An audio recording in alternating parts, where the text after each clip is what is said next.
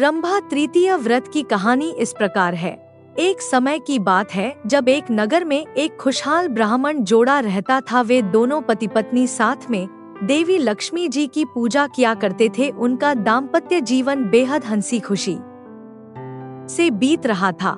लेकिन एक दिन अचानक उस महिला के पति को किसी कार्य हेतु गांव के बाहर जाना पड़ा। पति के घर छोड़ देने के बाद पत्नी बेहद ही निराशा और तनावग्रस्त रहने लगी। एक रात जब वह सो रही थी तो उसे स्वप्न आया कि उसके पति के साथ एक दुर्घटना हो गई है। तभी वह विलाप करने लगी। यह सब देखकर माँ लक्ष्मी खुद को रोक न पाई और एक बूढ़ी औरत का वेश धारण करके उसे महिला के पास पहुंची। तभी देवी लक्ष्मी उसे महिला से उसका हाल पूछती है और महिला अपनी सारी व्यथा माँ लक्ष्मी को बताती है।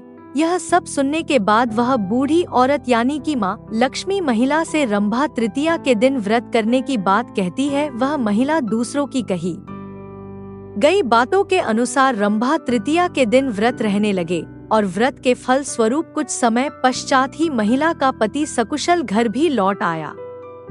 कहा जाता है कि जिस प्रकार इस व्रत के फल स्वरूप उसे महिला का पति वापस घर लौट आया, उसी प्रकार जो भी महिला रंभा तृतीया का व्रत रखती है उसके जीवन साथी का कभी भी अनुचित नहीं होता है। 2024 में रंभा तृतीया की तारीख 9 जून को है।